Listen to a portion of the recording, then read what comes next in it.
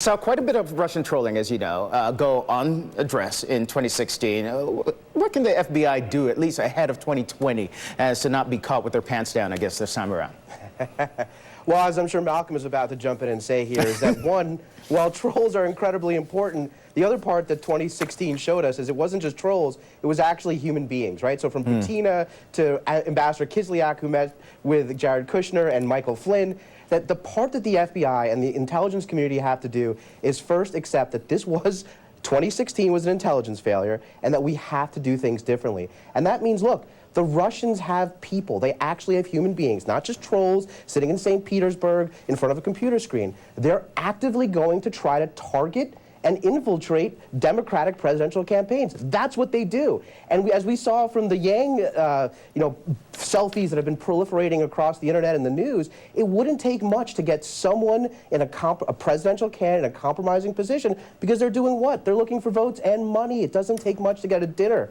So what the FBI needs to do is to, acknowledge from a resource standpoint that this is going to be an effort of the Russian intelligence apparatus, that they're going to seek to meddle in our election, to use disinformation, and to use human beings, that they have networks that are in operation here in the United States. And until we take that as a priority threat at the same level as counterterrorism, we're way, way behind the 8 ball on this. Yeah, and Malcolm, that does beg the question right there. The FBI ready to handle a new Russian trolling strategy? Do they actually even have the resources for this?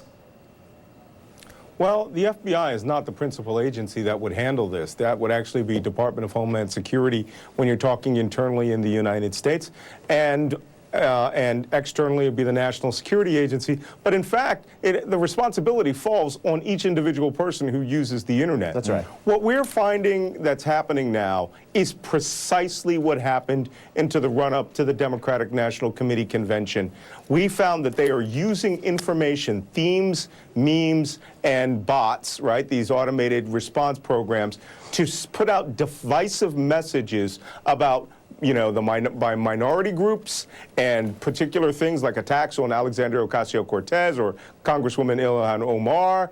And those are not just oriented to the African Americans who might see that. It's really oriented to the Trump voter.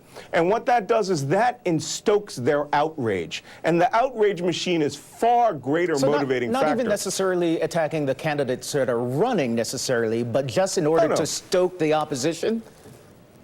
Sure, absolutely. And what they do is they amplify themes which you would see on Fox News at any given day.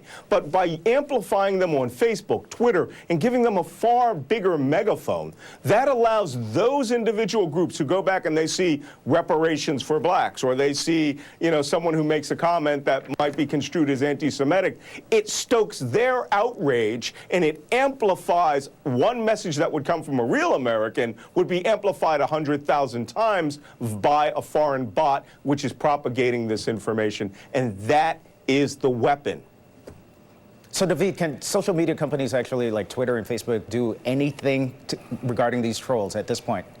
Yeah, I think Malcolm, really led into this, is that when you think about a bot, an automated service, you can certainly, and look, even taking ad buys, right? There are certainly ways from a programmatic, algorithmic standpoint to detect those and stop that. The problem is that what we don't also acknowledge is that for Russia, having someone sit in front of a computer for 24 hours as a troll, as a paid troll, is something that they can afford to have, thousands of people do. So what we're going to see is exactly what Malcolm is saying, is focusing on specific issues, but it's going to, I think, manifest itself more in trolls, in actual human beings that are pushing things, that are attempting to infiltrate in the same way that an actual in-person contact would be, but in this case, online.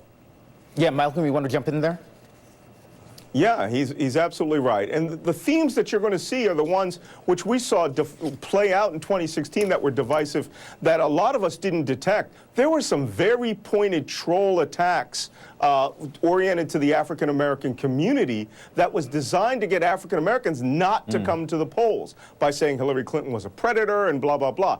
We also saw a thing we called marionetting, which was a person who was in St. Petersburg, Russia, pretending to be an American citizen and coming through a U.S. server and getting Americans to go out and do protests and activities as if they were, communing with an American. But in fact, we're actually under the control of a foreign Malcolm, propaganda it sounds outfit. like you are waving a red flag saying, be warned, but instead our government might be waving a white flag and giving up right there. Pretty much. Okay, thank you. Naveed and Malcolm, thank you. All right, still ahead, how a new documentary is